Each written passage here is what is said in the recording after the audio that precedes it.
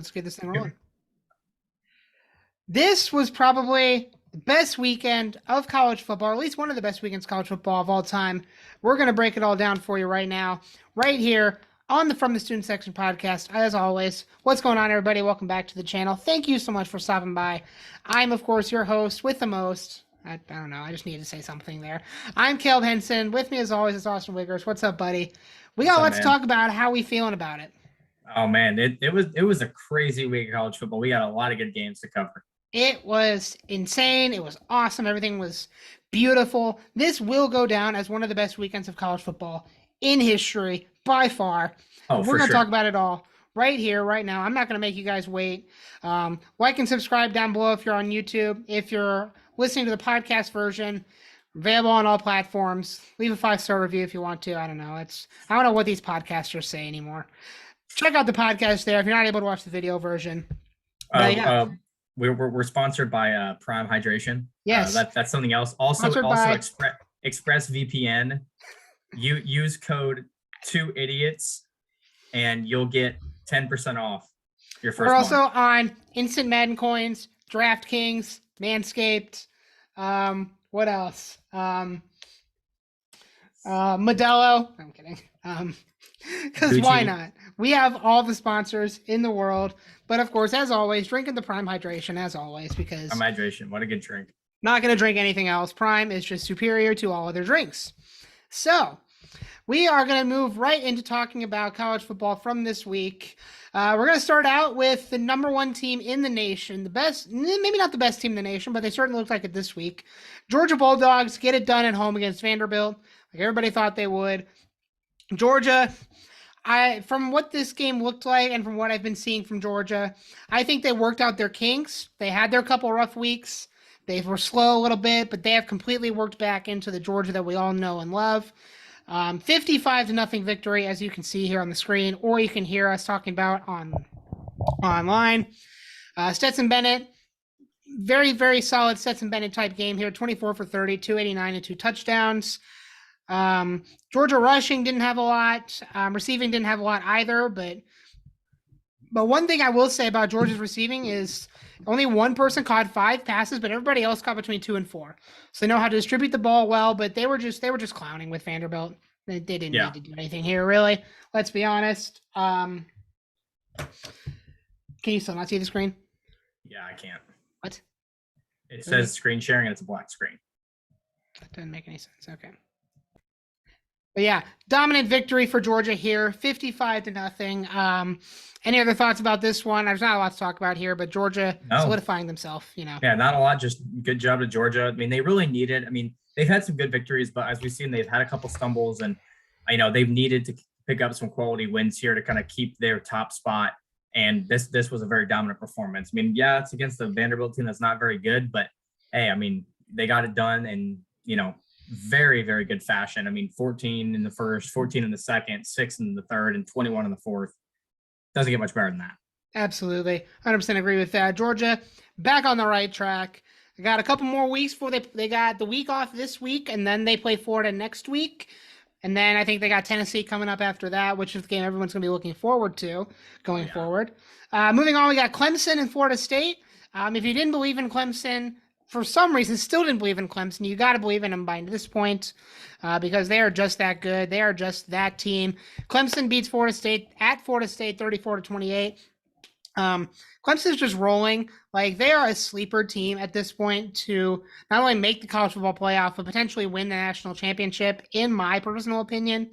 I've seen nothing but good results from them. They've been beating all the good teams, not necessarily by a lot, but they're winning the games and they're closing out. So that's the most important part here. But yeah, Clemson gets a big win at Florida State and continues on to 7-0. Yeah. DJ had a great game. He had 15 of 23 with 203 yards and 3 touchdowns. One thing that I want to talk about that was really interesting is Clemson managed to win, a big away game without scoring any points in the fourth quarter. Yes. Which I think is crazy, especially against the Florida State team that's really good. I mean, the fact that they were able to, it was tied going into the second quarter, and then they kind of popped off, and they popped off in the third, getting out to a big lead. And then, the fact that they just didn't score in the fourth quarter, I think it speaks to Florida State's, closing defense. I mean, especially with them scoring 14 points on offense, they really were trying to make a good comeback. But I mean, it's just impressive that Clemson was able to go in there into a really tough environment against a really good team and was still able to have enough points going into the fourth quarter to where scoring 0 didn't even matter. So Absolutely. And on along with that, yes, Florida State's closing defense was awesome and holding Clemson to 0 points. But along with that, like, this speaks to the importance of starting out hot early, which we talked about all year along the podcast. If you start out hot early, like, chances are, if you're a good team, you won't have to do as much later. Like, you don't want to have to do the work later when it's crunch time and you have to come back and win. You want to set the tone, come out early, get the win, and then, the nice thing is you don't want to necessarily, like, play not to lose.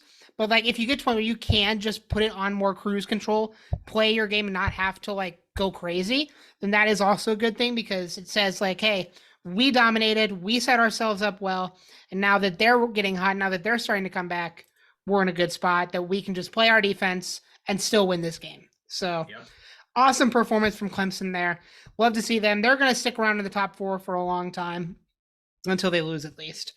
Oklahoma State, TCU. I unfortunately didn't get to watch any of this game. I was too busy watching the Alabama-Tennessee game to talk about later. But, man, what a game here. 2 overtime victory for TCU. TCU just made themselves the best team in the Big 12, the team to beat in the Big 12, at least record-wise shows. Another incredible game from Spencer Sanders and Oklahoma State. I frankly don't see them losing another game, possibly Texas, but we'll talk about that whenever that week comes. TCU, Max Duggan and Quentin Johnson are just absolutely ridiculous. Quentin Johnson, once again, 180 yards receiving and a touchdown. Max Duggan had 2 touchdowns passing and a rushing touchdown. Spencer Sanders had a passing touchdown and 2 rushing touchdowns. So, also, I want to point out, though, that Spencer Sanders got 245 yards passing with only 16 completions. Like, that's really, really good. I mean, obviously, you want to see a better completion percentage from your quarterback, but he didn't need to. He ran for a bunch of plays. He got the touchdowns, passed really well. So this was the epitome of a classic Big 12 game. Lots of scoring. And it just goes all the way to the end, all the way into overtime. And yeah, TCU is the real deal, folks. Keep an eye on them to win the Big 12 and make a run at the playoff, which they haven't done since its first iteration in 2015. Yeah. I was able to catch the end of this game. Nice. I was fortunate enough to be able to have 2 TVs, where one of them was on the Tennessee-Alabama game, which I'm excited to get to talk about soon. And then this game was on, and I got to see the end of it. And oh man. Yeah. I wish I could have watched more. It looked like such a good game. And right there at the end, I watched them run it in for the touchdown, and I was like, holy cow. Like, I mean, I picked TCU to upset. I picked them for the win, and they played unbelievable. Max Duggan is an absolute stud. And I'm really excited to watch this TCU team. They are for real. And oh man, if you have TCU on your schedule, you should be nervous. Yes. 100% agree with that. TCU is for real. I'm super excited to watch TCU. I'll hop on the team. I like TCU too. I just didn't like as much as Oklahoma State, but now they've already played. I can root for TCU going forward. So that's awesome to see. Only 1 turnover for each team. Both teams had ridiculous total yards. TCU, though, with 510 total yards is insane. Awesome job for them. And then, like I said, each with 1 turnover, and they limited penalties and yards. So wow, 4 for 40 for TCU. That's really good. Yeah, and then 6 for 49 honestly isn't too bad for Oklahoma State either. That's not bad either. So, like I said, both teams, very, very clean game, very awesome game, very offensive game. Everything you expect to see from the Big 12, and I have no complaints from either of these teams. I don't think Oklahoma State dropped too much. We'll take a look at the rankings, obviously, but great game for them. Ole Miss is rolling. Ole Miss is continuing to roll. I don't think they were too happy about giving up this many points to Auburn, but I mean, if their offense is that good, they don't have to. Ole Miss rushing, though, is probably the best backfield. Like, Ole Miss and Michigan had incredible rushing performances this week, but take a look at this. Quinshawn Judkins, 25 rushes, 139 yards, 2 touchdowns. Zach Evans, 21 rushes for 136 yards and a touchdown. And then Jackson Dart, the quarterback, 14 rushes for 115 yards, no touchdowns.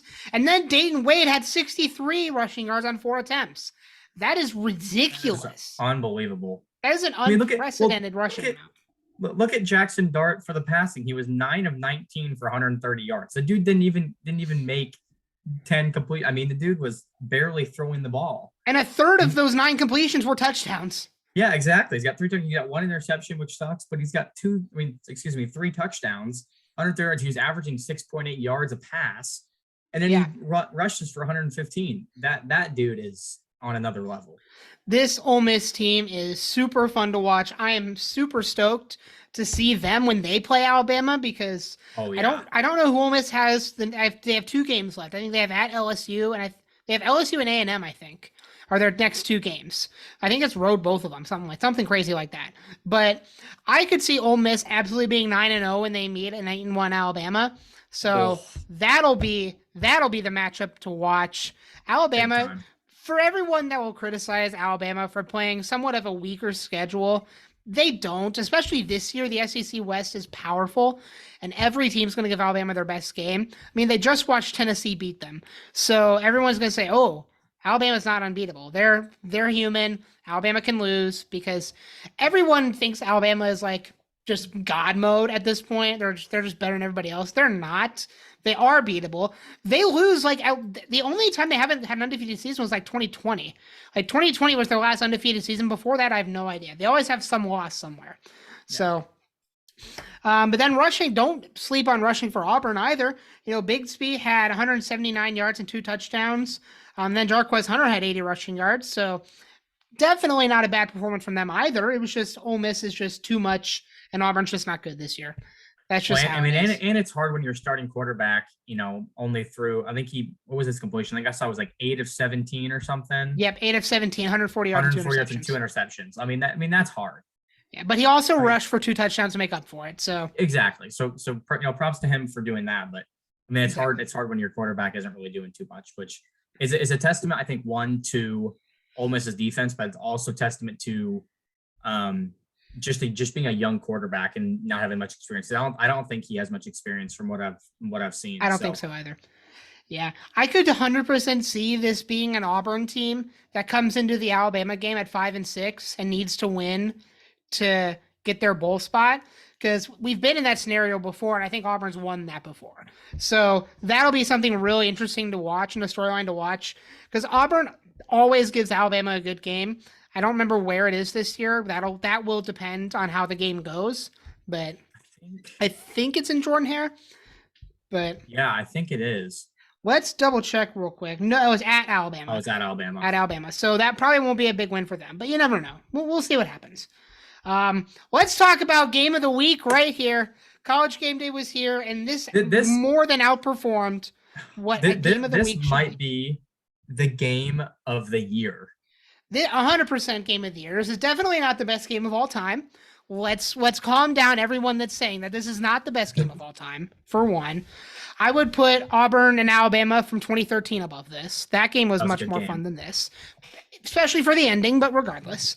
Yeah, Tennessee, I'm a Georgia fan, okay? I'm petrified to play Tennessee right now because this Tennessee team does whatever it wants, whenever it wants, except play defense, but this was not a defensive game on either side. So I'm not going to criticize the defenses at all. That just wasn't the way this game went.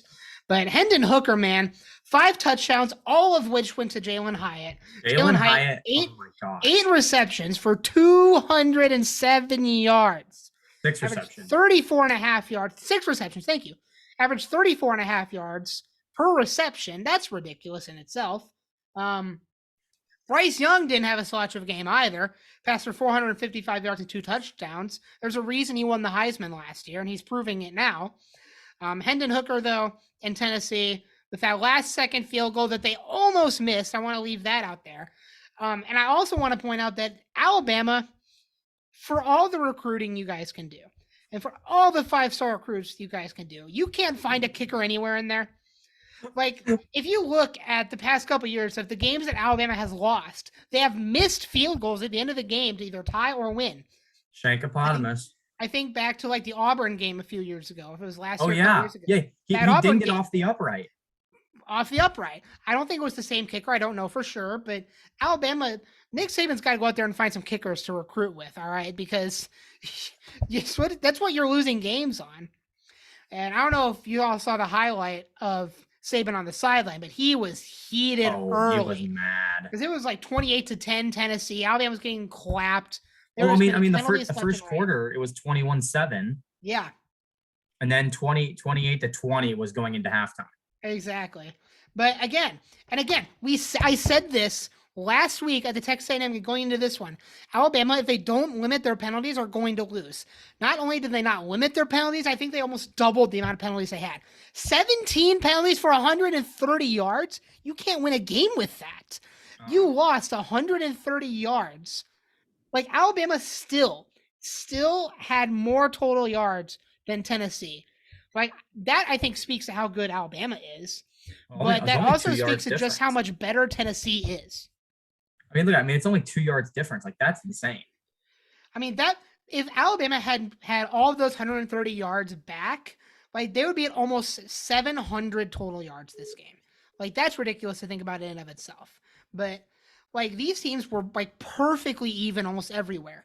Alabama had 32 first downs. Tennessee had 29. Alabama had 569 total yards. Tennessee had 567 total yards. Where Alabama didn't rush as well, Tennessee did. Where Alabama passed better, Tennessee didn't. They balanced each other out. And Tennessee had more turnovers. Like the fact that the reason Tennessee won this game is because of those penalties. Like that's the only reason. Because statistically, they didn't win this game. Like they didn't win statistically. They just weren't anywhere in this game. And Alabama dominated time of possession by 15 minutes. Oh, yeah. And had more first downs and less turnovers. Like, the fact that Tennessee won this game is insane. Let's just point that out. But I think there's a strong case to be made, though, that Alabama handed them this game. I think there's a really strong case to be made for that. Missed the field goal. So many penalties. Like, Tennessee can score, but are they really that good? I don't know. I'm on their train right now, but when they play a team like Georgia that has like one of the best defenses in the country, that's going to speak a lot to what they can do. Yeah, I agree. I think Alabama definitely have the chances to win. I mean, just different times on offense. I mean, yeah, they only have one turnover, but those penalties, 17 for 130 yards, like you just can't have that. And no. I watched that missed field goal. You cannot be shanking a kick wide right. Nope. When you have the opportunity to win the game. I was on the edge of my seat I was so nervous because I'm like, oh great, Alabama's going to hit this field goal and Tennessee's going to not be able to score and Alabama's going to win. Yeah. And then he shanks it and all of a sudden the energy is just a complete shift. Yep. And then you see, the final couple plays there to lead up to the field goal. Yeah. I cannot think of more clutch plays. Yep. I don't remember who it was. I don't remember if it was Hyatt or if it was someone else that had like the final catch that got him down to. See if you can pull that up. It was right before the field goal. Yep. Hooker completed a pass to Keaton for 18 yards to the 50-yard line. Called timeout. Hooker completed a pass to McCoy for 27 yards. That was the one. The McCoy 27-yard completion. Unreal. For those of you that either did not watch the game or haven't seen this highlight or at least can't remember it, go back, watch the highlights, watch this play at 9 seconds left till the end of regulation. Yeah. Watch it. Absolutely unreal pass, first off, by Hendon Hooker, and unreal catch. That was personally right there, besides obviously the field goal. That right there won them the game. Yes, absolutely. Because that was a perfect pass, beautiful catch. He was able to bring it down and got the timeout off. Absolutely perfect. And then obviously it set up the field goal, which I thought he missed when it was. I thought it got blocked or something because of the way that it was spinning. It was. It looked like a dying duck. It was tumbling. Yeah. Like I don't know what happened, but hey, it went through. Fans rushed the field. Yeah. Props to the Tennessee fans for taking down the goalpost and throwing it in the river after parading it through. Yes. Through campus and through downtown. Tennessee fans absolutely goated. I might end up becoming a Tennessee fan now just because. Valid. Go Vols. But yeah, unreal game. Several big plays. I mean, Hyatt, absolutely unreal performance. So props to him. Yes. Props to Hendon Hooker. Props to the fans for the crazy environment. Just one of the best games of all time, and I mean the best game of the year by far. I think at least so far. We'll see if there's one that overtakes it, but right now this is the best game. So 100% agree. Like I think we had two contenders for game of the year here: Oklahoma State, TCU, and Alabama, Tennessee this week. Like we're only in week 7 because we still have like 6 weeks to go: 8, 9, 10, 11, 12, 13. Yep. Like this is a 13-week season, and then week 14 is conference championships. Or is that week 15? Be so good. It's one of those. It's going to be crazy. We got so much to talk about going forward. This is why I love college football, because you get amazing games like this. And Utah USC contender for game of the year. We'll talk about that one. We'll talk about that one in a minute. Let's talk about Michigan here. Michigan is looking really good. Like Michigan, don't get me wrong, right? I've been probably one of the biggest Michigan hater on this podcast. I won't deny that, okay? I'm not a huge fan of Michigan, but especially after this week, I respect what they're doing. They have game. They're one of the top teams in the league right now. I don't know about top 4, but I don't think anywhere outside of the top 5 for sure. But yeah, Donovan Edwards and Blake Corum just like hand in hand right there together. Edwards 173 rushing yards, Blake Corum 166 yards, and 2 touchdowns for each of them. Michigan's rushing attack is insane. But yeah, what I will say again about Michigan, not to discount this performance, but when they play a team that has a good rush defense, they're not going to be able to win. Because JJ McCarthy's not doing anything. He didn't need to this game. Absolutely not. This was not his game to play well in. But can he step up in those games? I'm not 100% sure. I think he can. I'm willing to say he probably can. But again, I just don't know. And Michigan's rushing attack could just be so good, they just can't be stopped. Who knows? But regardless, absolutely dominant win here, 41-17 over Penn State. I don't know what to say about Penn State. You just got stuffed. Well, they didn't even necessarily play like a bad game. Like Clifford had no interceptions. They had a rushing touchdown. But yeah, there just wasn't anything to show for Penn State. They just got stuffed by Michigan's defense.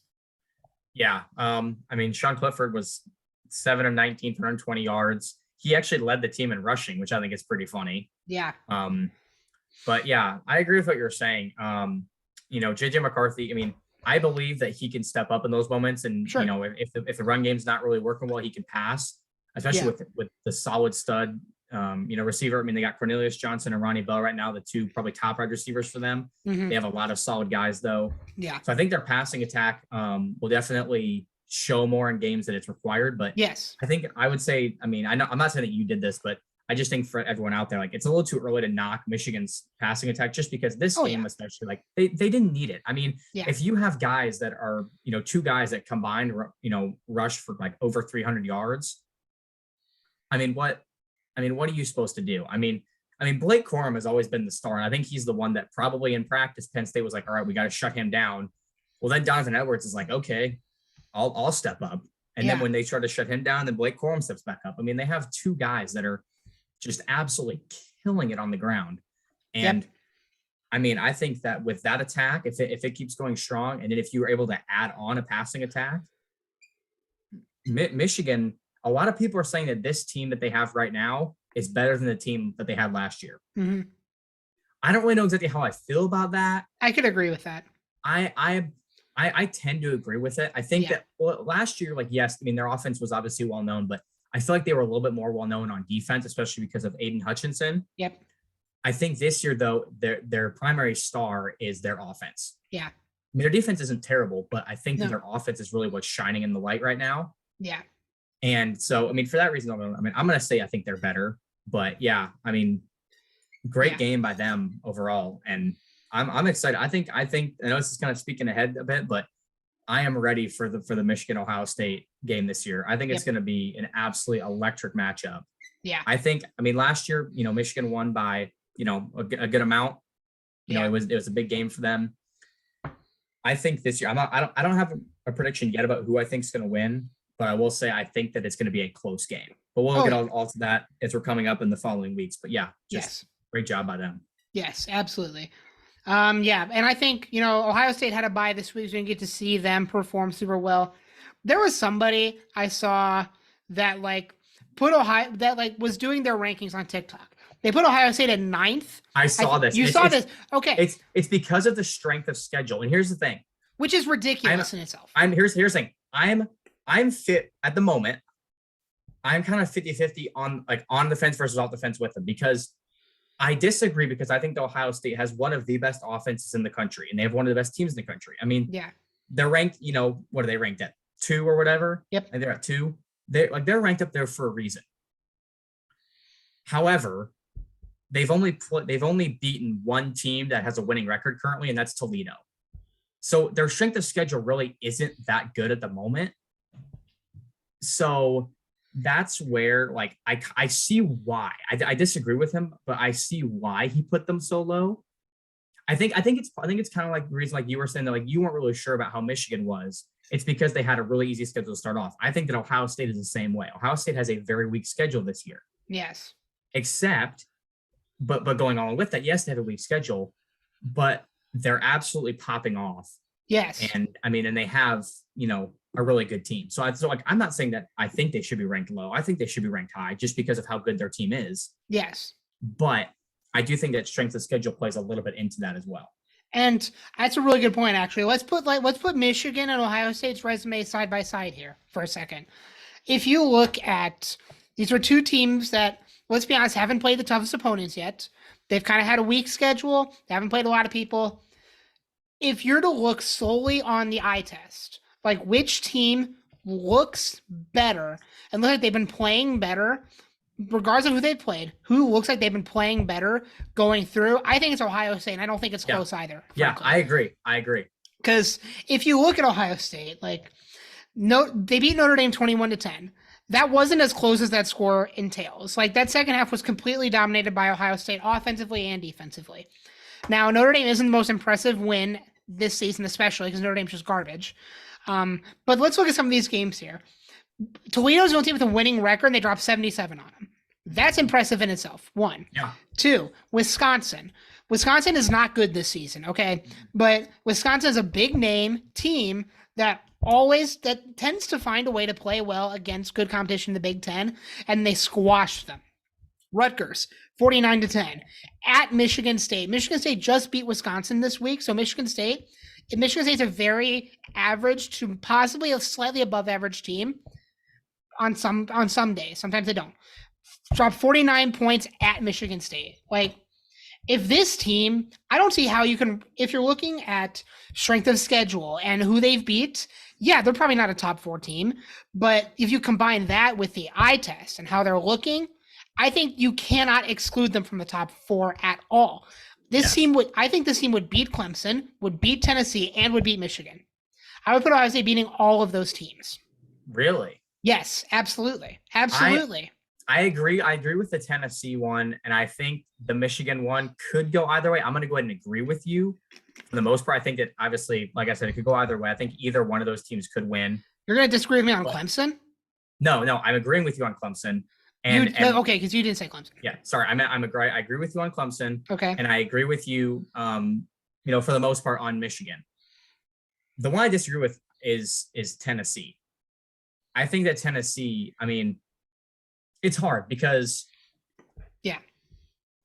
both teams, they're very different teams. Yes. I'm not saying that Ohio State couldn't beat Tennessee. I just don't know if it's a guarantee. Yeah. I think that Tennessee, just with the teams they play, with the way they're playing, I just don't know. It's 2 high-powered offenses going up against each other. Yeah. And I think it'd be really interesting. I would pay big money to see that game. If they both end up making cultural playoff and being in there, and that's the game, I will watch that every single second of that game. Yeah. But for me right now, I just don't know if I would put. If I would say that it's a guarantee that Ohio State would beat them. The reason I see where you're coming from, absolutely, and I don't think it's a guarantee. There's no guarantees in college football. I'm not saying you're just saying if it's just kind of and I think this is kind of what's going to happen, or Like this, Well, like a okay. Let me clarify what I'm saying here. Okay, okay. none of the teams that I said Ohio State could beat is a guarantee Ohio State could beat them. I just think Ohio State, looking solely at eye test here, could beat these teams easily if they wanted to. Okay, Like I get that. like Tennessee, for example. Like I got their schedule pulled up here for those of you that are listening on the podcast. Tennessee went at Pittsburgh and won by 7. Close game there. They almost gave up their lead against Florida at home. And then they went into LSU and had a huge win. Not discounting that. That's a huge win for them, dropping 40 at LSU. But then the Alabama game is what concerns me. And let me explain why it concerns me for Tennessee. It doesn't concern me because their offense played well. Their defense did not. And like, that could be because Alabama's offense is so good, but that could also be their defense just was getting shelled. So the reason I think Ohio State would beat them is because if that defense is playing like playing against Alabama, Ohio State's dropping 70 on them. Because CJ Stroud can pass however he wants, wherever he wants to his receivers. Like the Ohio State passing attack is insanely good. Like That's CJ true. Stroud, like Stroud to Marvin Harrison and in this game, Hooker to Hyatt are two of the best like quarterback to wide receiver matchups like that we have in college football right now. Oh yeah, 100%. And I just think the Stroud to Harrison matchup and the way Stroud has played and proven himself would be enough to just shell Tennessee. And that Ohio State defense is super good too. Don't sleep on them either. That's true. Like I think that defense I think the Ohio State defense is probably objectively better than the Tennessee defense. It's the offenses that are probably pretty much equal, if not interchangeable. So I think I'll give you that. I mean, we've seen a lot of good corners come out of Ohio State. Yes. And if they could shut down a lot of the receiving for Tennessee, then I think that'd be a totally welcome. So yeah, I see where you're coming from. Yes. That was my whole point with that. Yeah. There's no guarantees in football. Ohio State could win any of these games or lose any of these games on a given day. That's just how that's the nature of college football. Exactly. Excuse me. Moving on here from the Big Ten over to the Pac-12. And this goes back, I made this point early on in the year, that the Pac-12 is super good at just beating itself up and taking itself out of the playoff. Yeah. And that's exactly what happened here. Utah is really good. Utah is really good. And they just beat an insanely good USC team. Neither team lost this game. Let's be real here. Neither team lost this game. This was a story of who had the ball last. This was your stereotypical, like, the team that gets the ball last, like every team would be able to score without hesitation this game. Whichever team has the ball last is going to win the game. And Utah had the ball last and won the game. That's just how it is. Both quarterbacks here had 5 touchdowns. Caleb Williams had all 5 of his passing. Cam Rising had 2 passing and 3 rushing. Like Cam Rising had the better game than Caleb Williams did here. Because Cam Rising didn't pass for many touchdowns, but passed for more yards, rushed for 3 touchdowns, had 60 rushing yards. Caleb Williams, on the other hand, passed for 5 touchdowns, but didn't rush for any. Like, I think Rising had the better game here, and Utah could easily run the table here because they've already played UCLA. They've already played USC. I think they still have Oregon. No, they might not have Oregon. I don't know for sure. But if they run the table here and UCLA stumbles somewhere, Utah is going to go to that Pac-12 championship. Because, of course, the way it works is USC, Utah, and UCLA are all in the same division. Like, of course, that's just how it works itself out in the Pac-12. So Oregon's got a cakewalk, I think, in their division. They're going to win their side easy because Washington's starting to stumble a little bit. But UCLA and Oregon play this week. That's going to be the big teller. I think Oregon wins that game. Spoiler for my prediction. I think Oregon probably wins that game. Wow. Honestly, I think it says at Oregon. Oregon doesn't lose at home. Let's be honest here.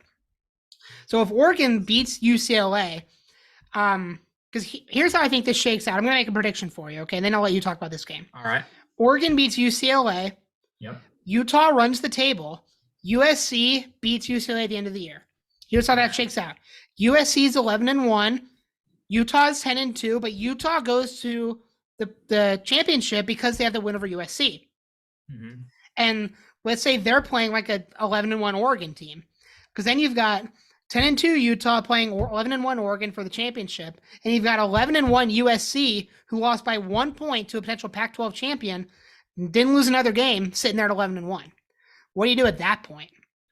Like, where do you go from there? Those will be things that we have to worry about for the future. But that's the future. Let's talk about right now. Impressive game from Utah. Impressive game from USC. Another contender for game of the week, game of the year.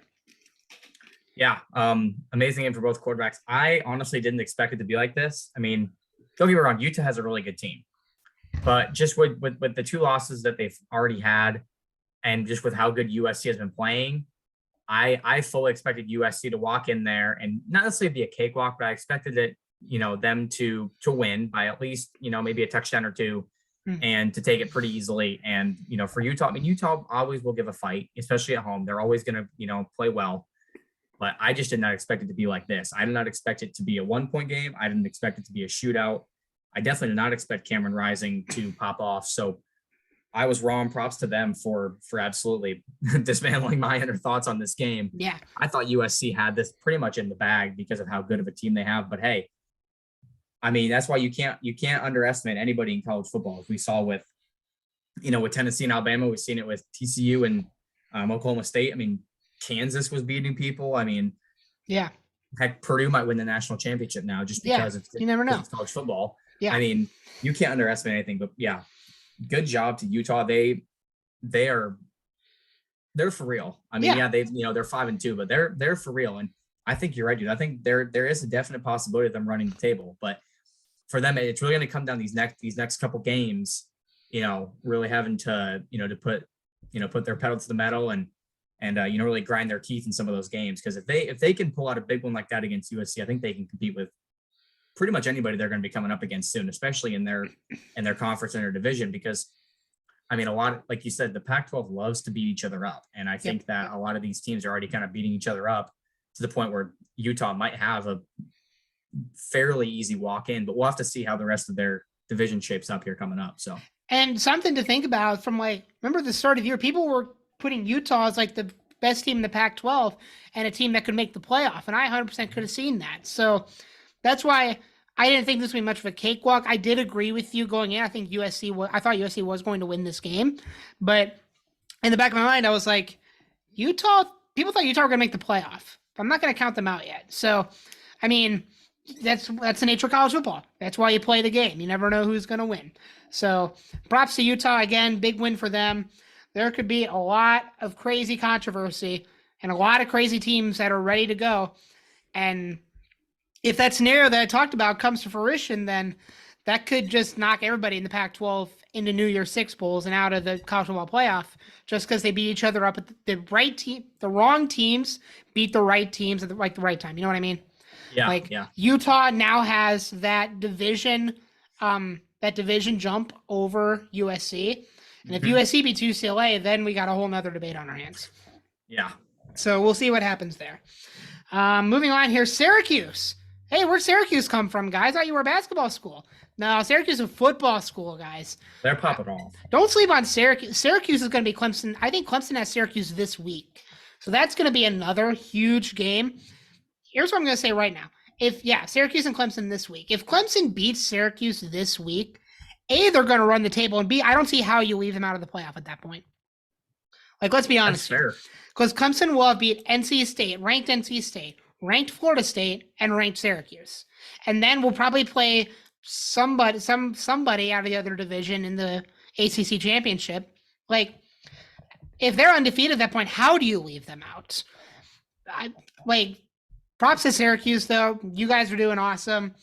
That's not a bad loss for Purdue now. Yeah, that's what I was about to say. That's a great loss for us. It makes Purdue look actually pretty good considering the fact they got so close. Yeah, we hung with Syracuse for a long time. So awesome game there. Kentucky gets back on track as well. I think we were starting to count Kentucky out a little bit after 2 straight losses, but I think we jumped the gun a little bit there. I'll say that right now. Kentucky gets a big win. Obviously, though, Mississippi State still did look good in this game. Will Rogers had kind of a quiet game, which I think did hurt Mississippi State. But Will Rogers has the most passing yards in the SEC this season, and I think it's by 500. He has a couple hundred more passing yards than any other quarterback in the SEC this year, which is ridiculous. I know he's Mississippi State's all-time passing leader. I think he's the SEC all-time passing leader. Something ridiculous. This guy just throws the ball wherever he wants to, and it's insane. But yeah, good win for Kentucky to get back on track there. They're looking to knock Georgia off the pedestal as Tennessee is, and Mississippi State's still looking to knock Alabama off the pedestal. So we'll see what happens going forward. But yeah, good defensive game here, and Kentucky gets the win. Yeah, it was a good game overall. Mississippi State though did nothing on the rushing side. Yeah. And I mean, they need to step that up a little bit if they want to have a shot, at some of these big teams they're coming up to face soon. But good job for Kentucky. I definitely counted them out, but can't do that in college football as we've found from a couple other games already. So no kidding. It has been a crazy week so far. Oklahoma also gets back on track here. You almost choked this one away, Oklahoma. You gave up 14 in the fourth quarter, and Kansas kind of made this one close. But Jalen Daniels was that Kansas team, so him being out injured has really hurt them. And I think that's why Kansas has been losing the past couple of weeks. They lost to TCU because Jalen Daniels went out, and they lost to Oklahoma for the same reason. Well, we'll kind of slow down on the Kansas hype train for now. But once Jalen Daniels come back, that's a whole different offense. It's a whole different team. So we'll see what happens there. Oklahoma, here's what I'm going to say, okay? Oklahoma, yeah, you got to win. It's still Kansas, guys. You still beat Kansas, okay? You beat Kansas at home. Yes, Kansas is good, but it's Kansas, guys. Okay, you haven't beat anybody good.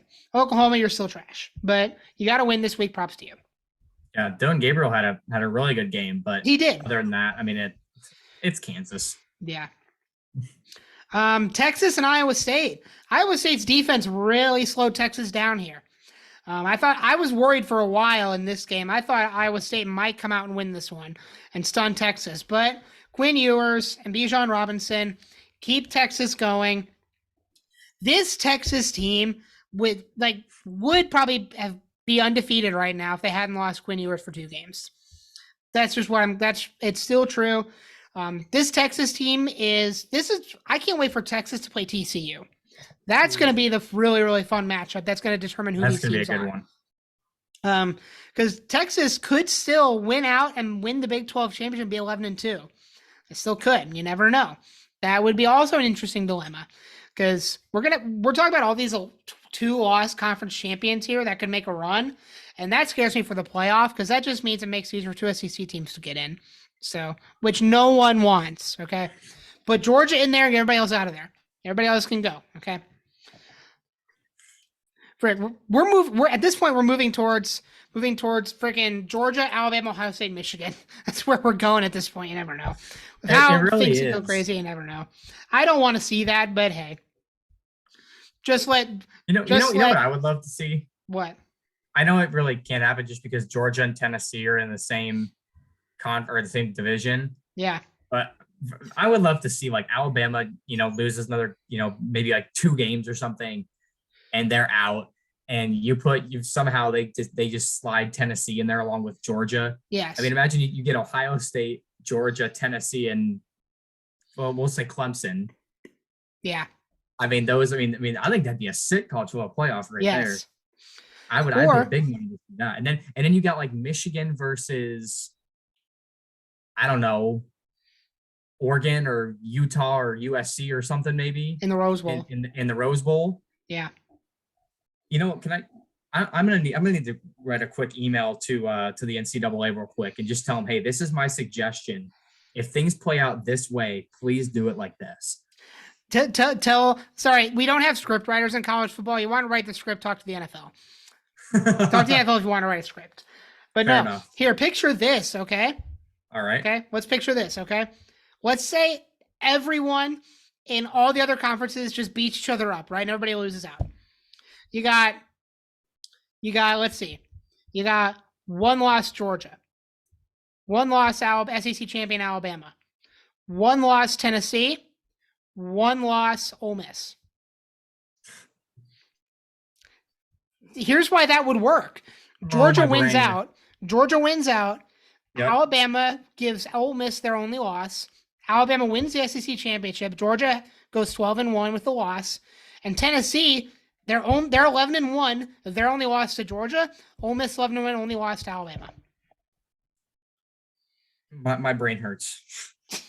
But could you imagine that? the world would explode because no one wants 4 SEC teams in there.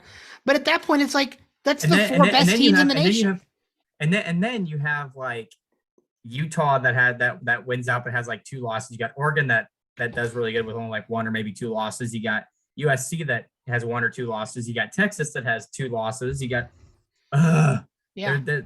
there's I don't think there's going to be nearly enough. I think they should just extend the college football playoff to 12 teams or whatever it's supposed to be like right now.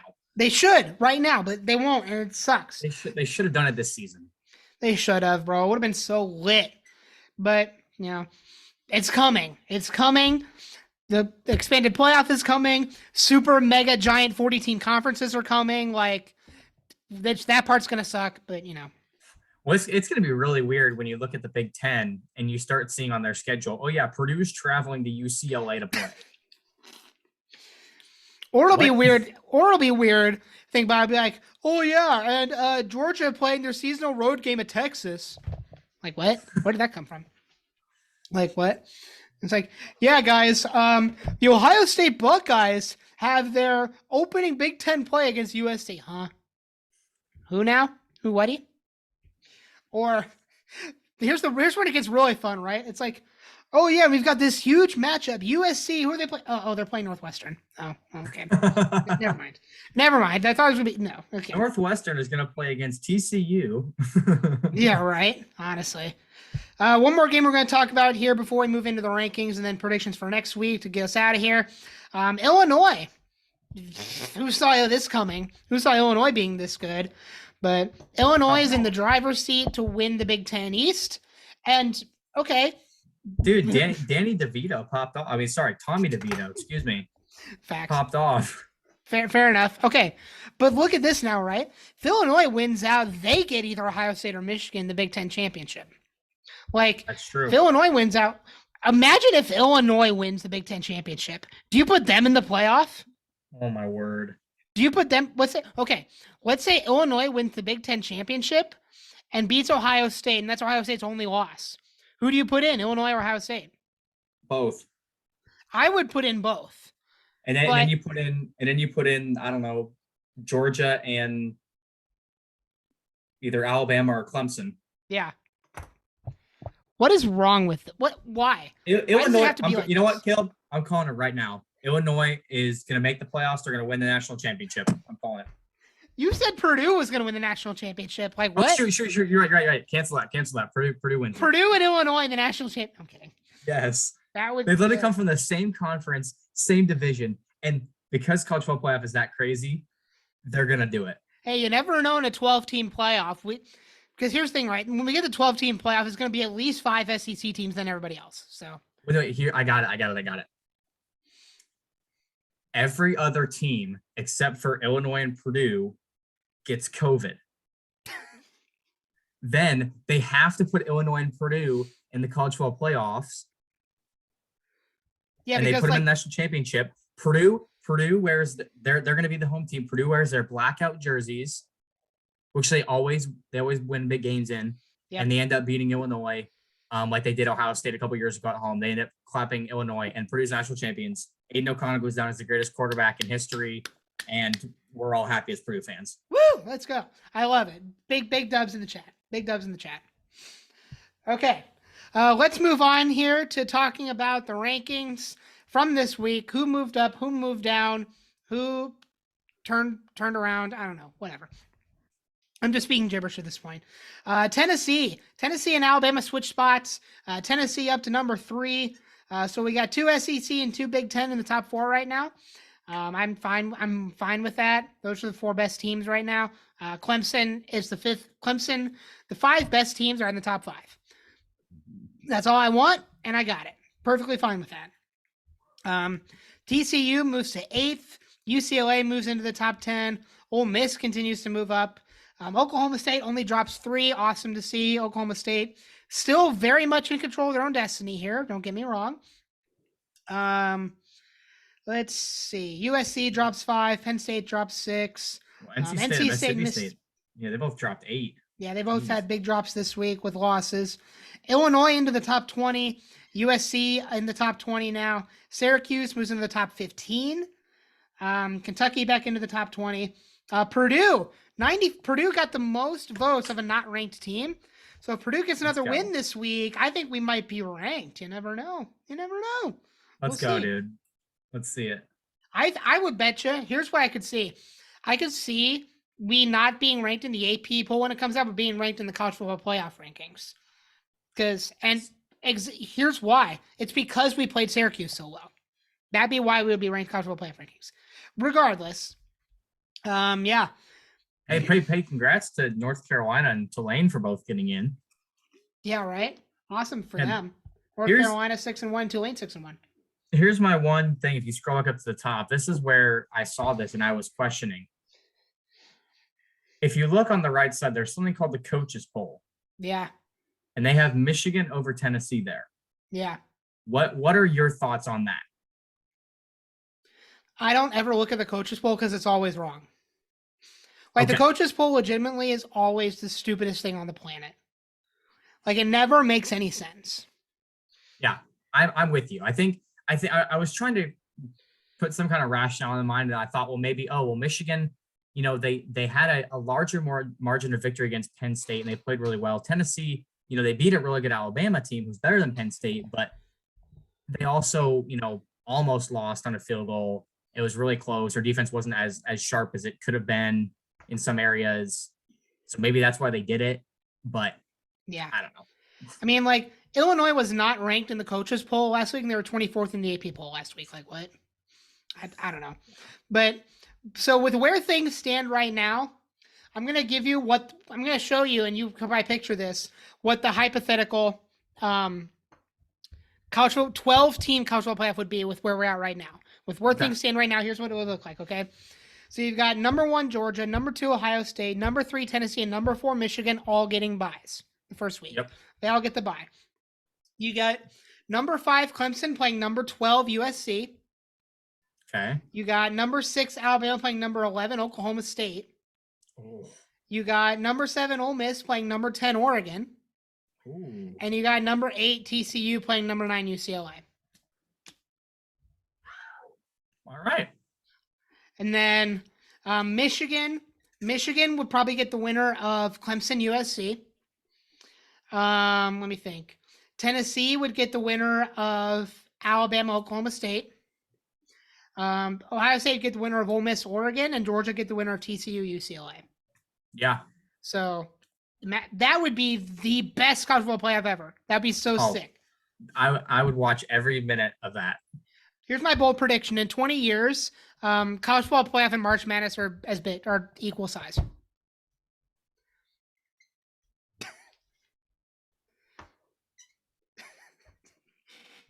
Boy. Boy. I disagree with that. It was a joke, obviously. Well, it better be, because you're just dumb. But that would be cool, though. It would be cool. Imagine you get to the end of the college football season. Let's say they move the college football season down to 10 games to allow for more time for the college football playoff.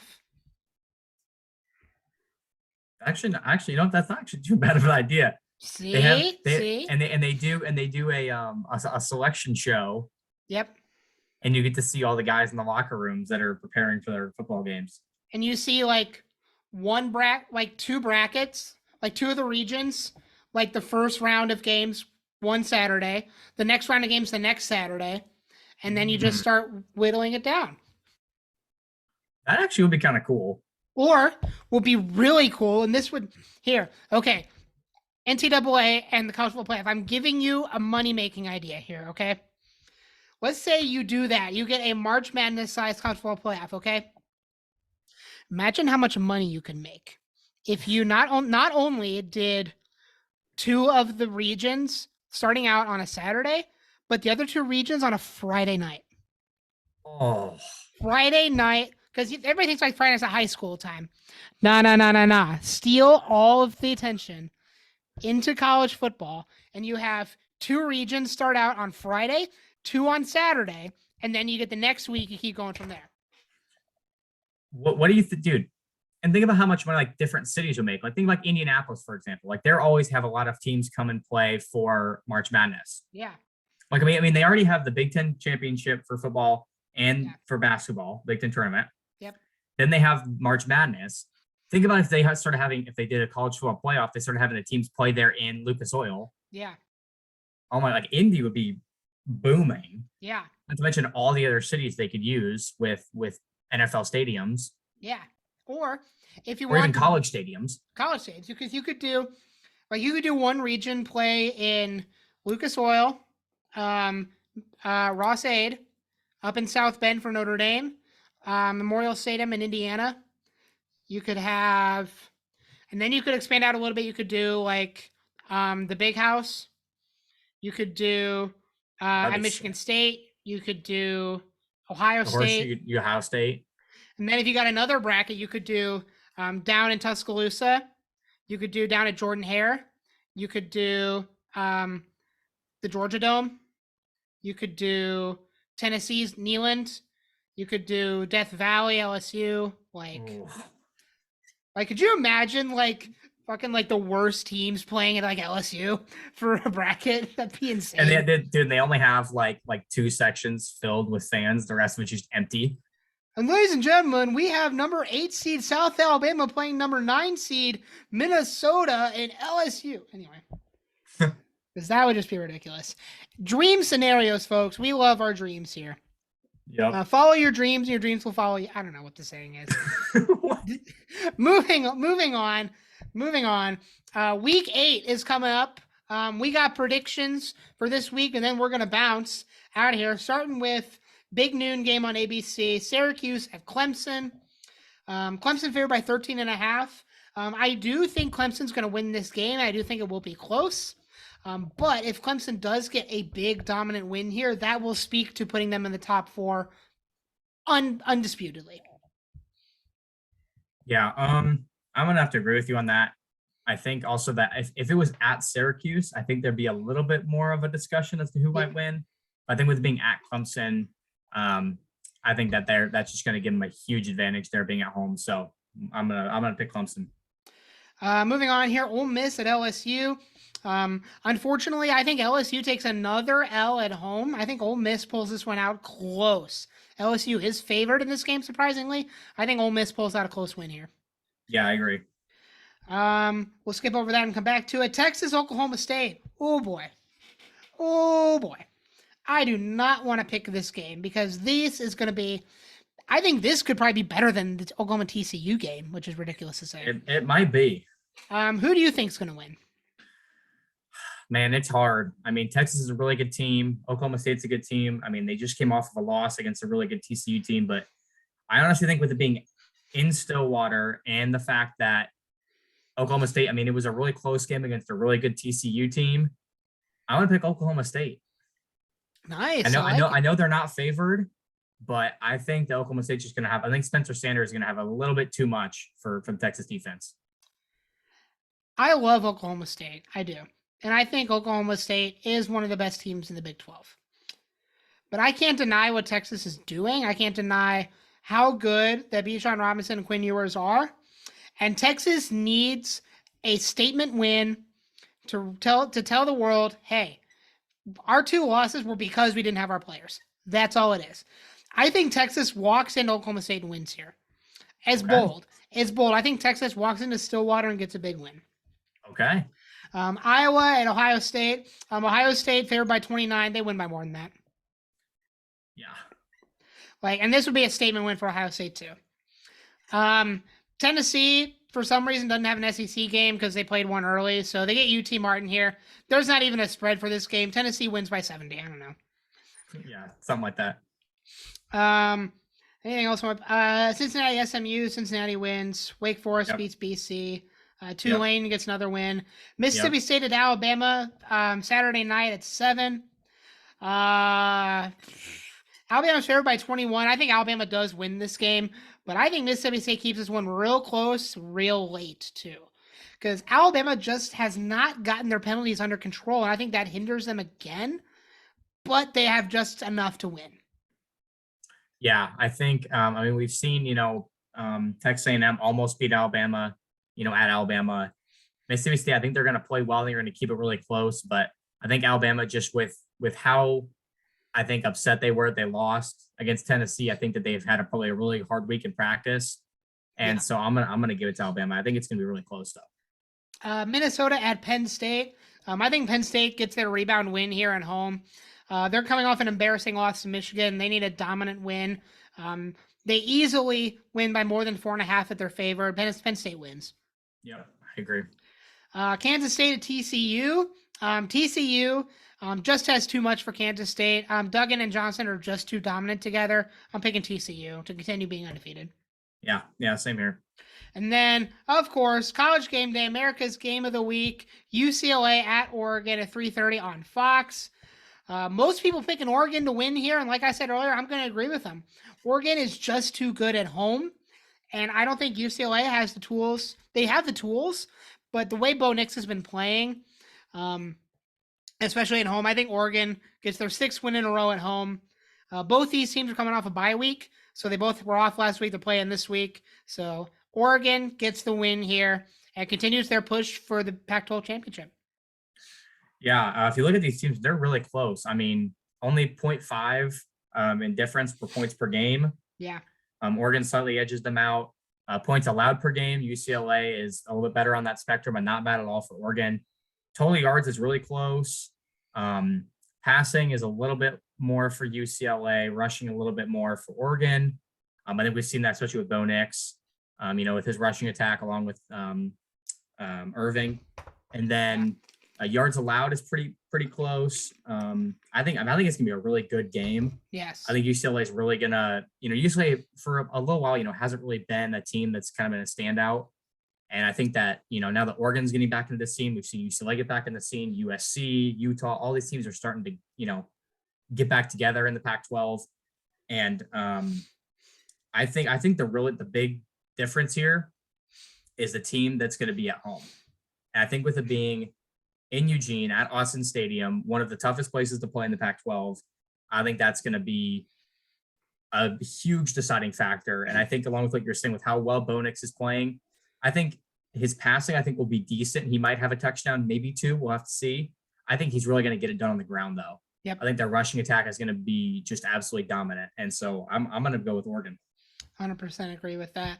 Let's see if there's any other games we want to predict here real quick before we hop out of here. Let me look at the Big Ten. Purdue plays at Camp Randall this week. Wisconsin's just not good. Like Purdue looking to end their losing streak at Camp Randall. I think they do. I think Purdue does. Agree. I think Purdue, this is going to be close. It's going to be like the Syracuse game, but I think the difference is Purdue gets over that final hump and wins. Yeah.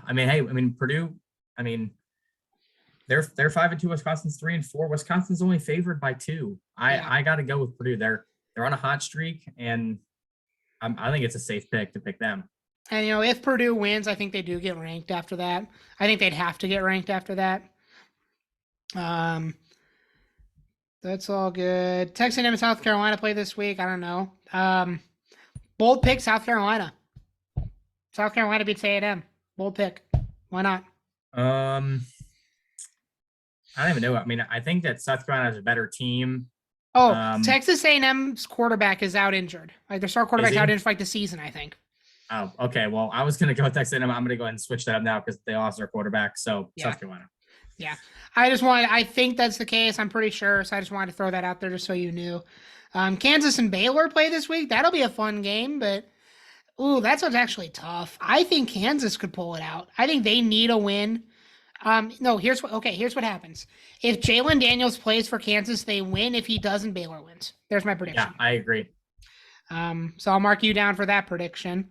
And then Pac-12, we'll just glance in here real quick, see what we got. Stanford got a big win against Notre Dame last week. L for Notre Dame, they suck. Yep. And then Washington, look at Michael Penix Jr.'s stats for the season. 2,560 pass yards and 20 touchdowns. Like, this dude wants Heisman, okay? And I think you'd be stupid not to have him in the Heisman running. Like, stat-wise, absolutely. That's all I'm going to say on Washington. Yeah. I think they win here. Yep. But another big week of college football in the books and another big week coming up.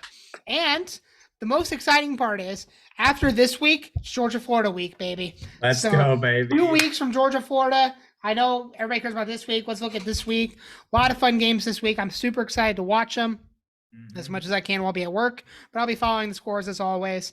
And as always, for you guys, like and subscribe down below if you've been enjoying the content. As always, podcast is going up on Wednesday. You'll see it there. I'm going to upload it tonight so I don't forget to do it. Because I've done that a couple times. I don't want to forget to do it again. We're getting it out. We're getting it out there. Like and subscribe. Enjoy the podcast wherever you get your podcast from, as always. Austin, any last words for the people? Go Boilers, go Dogs, go Vols. I agree with most of that. Go Boilers and go Dogs. I don't have anybody else. Go Buckeyes. No, I'm kidding. Hey. Go Blue, baby. No. Go Blue. O-H. No, I'm kidding. Hey, yo. I'm gonna have to tell Owen about that. Hey, we've had this debate before, me and Owen. Like, if Ohio State and Alabama are playing, who am I rooting for? Ohio State every time. I see that, yeah. So that's just what I'm saying. Anyway, I'm not going to have another debate. We're not going to start a debate that we don't have time for that. So thank you guys so much for tuning in and watching. As always, have a great night, everybody. Peace out. Peace.